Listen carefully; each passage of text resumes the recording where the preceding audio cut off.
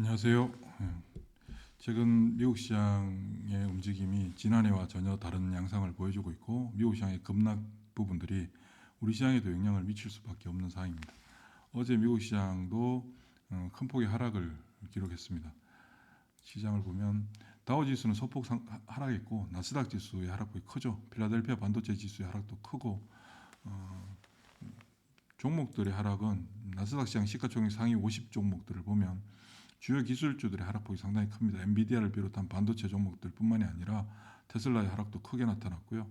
그리고 최근에 잘 나가고 있던 지난해 굉장히 잘 나갔던 플란티아 테크도 120달러까지 갔던 게 벌써 80달러까지 하락하는 등 시장의 불안정한 어떤 흐름들은 계속해서 이어지고 있습니다. 이런 부분들이 결국은 작년에 많이 올랐던 부분들에 대한 반작용도 있고 경계감도 어느 정도 갖고 있는 상태에서 불안감이 증폭되면서 발생하는 부분인데 이 불안감의 시초는 관세죠. 관세. 캐나다, 멕시코에 대해서 25% 관세를 3월 4일부터 부과하기로 했다가 발효를 했는데 어제 발표된 거는 4월 1일까지 또 유예를 해주겠다. 특히 이제 그 전날 미국의 이제 GM, 포드, 스트란티스 등의 그 자동차 회사들이 요청을 했죠. 그래서 자동차 업체들에 대해서 한 달간 유예를 했다가 전체적으로 일단 유예하는 모습이지만 궁극적으로 시장의 하락은 일단 시장에서 불확실성이 증가했다. 불안감이 증폭됐다. 이익을 실현하고 싶은 욕구들도 형성되고 있는 상태에서 높은 관세 정책을 펼치게 될 경우에 가장 중요한 것은 미국의 수입 물가 상승이 이루어진다는 거죠. 수입 물가 상승은 현재 미 연준이 목표하고 있는 목표 물가 상승률 2%에 도달하기 위해서 지금까지 노력을 해왔고 어느 정도 안정을 찾는 가운데서 금리 인상에서 금리 인하로 전환된 그런 국면 하에서 실질적으로 재차 수입 물가가 상승하게 되면 연준이 목표하는 그 물가 상승률을 맞추지 못할 가능성이 상당히 크게 되는 거겠죠. 그런 부분들이 결국은 소비를 위축시키고 특히 미국 정부의 공무원들의 구조조정, 인적 구조조정이 이루어지고 있는 상황이기 때문에 고용 감소와 더불어서 소비 물가 상승에 의한 물가 상승, 경기 둔화 등으로 이어지게 되면 결국 스태그플레이션으로 갈 수밖에 없는 것이고 그럴 경우 모두가 망할 수밖에 없는 상황이다. 그런 측면을 감안한다면 미국 물가, 수입 물가를 억제시킬 수 있는 요소는 달러 약세. 그동안 달러가 지속적인 강세 하에 놓여 있었거든요. 달러 강세 상황 하에서 원달러율 한번 볼까요? 예. 달러 강세가 지속적으로 이루어지고 있는 지금 이 화면에는 2005년부터인데요. 2006년부터 원달러율을 놓고 보면 달러 강세가 다른 국가에 대해서 우리 원화가 달러에 대해서 본다면 지난 2008년 금융위기 발생했을 때 굉장히 불안정했죠. 이전에는 이제 97년도 IMF 때고 지금 계속해서 달러 강세 현상이 계속 이어지고 있는 어떤 그런 관점 하에 그런 상황 하에 놓여 있기 때문에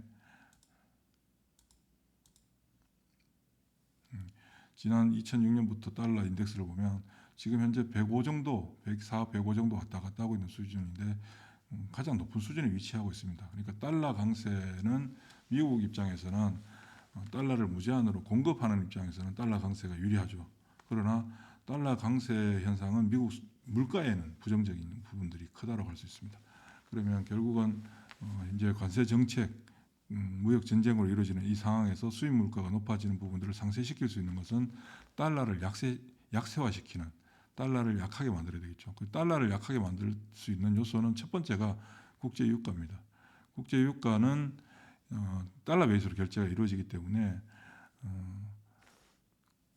석유 가격이 올라가면 올라갈수록 달러에 대한 수요가 증가하겠죠. 그 달러를 공급하는 미국 입장에서 달러를 찍어낼 때는 국제 유가가 높은 것이 좋은데 물가 하락을 가져올 수 있는 부분은 유가가 하락을 하는 것이 좋습니다. 그럼 최근에 트럼프가 강도 높은 관세 정책에 대한 얘기들도 막 하고 있지만 또 한편으로는 천연 자원에 대한 개발도 계속 강조하고 있죠.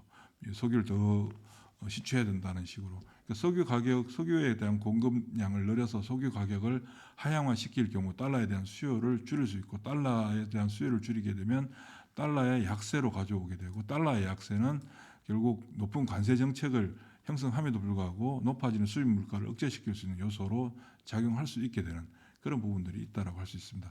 그렇다면 우리 입장에서 우리는 뭐 지난해 한번 볼까요?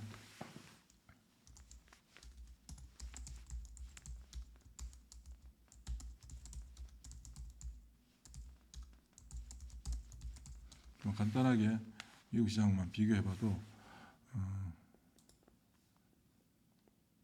최근 1년 동안 지난해 1월 달부터 볼까요? 우리 시장은 미국 시장에 비해서 현저히 약한 상하에 놓여 있습니다. 가장 우리 시장이 상대적으로 약했던 가장 큰 이유는 무엇이냐 하면 결국은 환율이거든요. 환율. 원달러 환율의 상승이 우리 시장의 그 아주 뭐라고 표현해야 될까요? 고질적인 어떤 문제, 2022년 이후에 우리 시장의 하락을 가져왔던 가장 고질적인 문제가 환율이었습니다.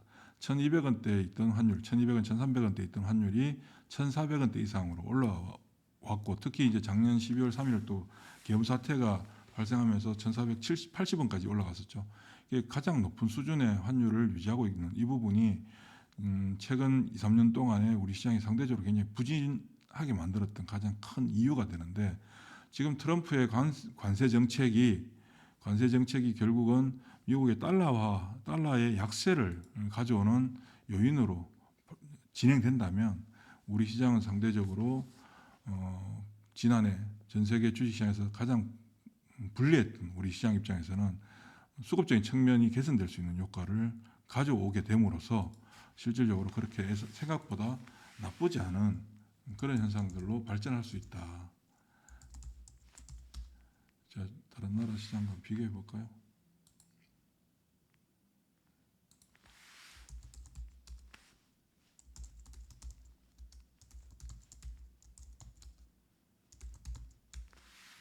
자, 최근 1년만 놓고 보더라도 우리 시장이 얼마나 많이 뒤처져 있었습니까? 이 부분이 우리 시장이 상대적으로 뒤처진 가장 큰 이유는 뭐 경제 성장률이 상대적으로 많이 둔화됐고 내부적인 어떤 문제들도 있고 뭐 이런저런 이유들이 있겠지만, 궁극적으로 우리 시장의 하락이 상대적으로 크게 나타났던 가장 큰 이유는 원달러 환율입니다. 환율이 가장 크게 영향을 미쳤던 부분이기 때문에 원달러 환율이 개선될 경우 다른 어떤 조건들을 제외한다고 가정을 한다면 우리 시장은 환율 하락이 발생하게 될 경우 시장의 레이팅, 본격적인 레벨업이 이루어질 수 있는 상황이다.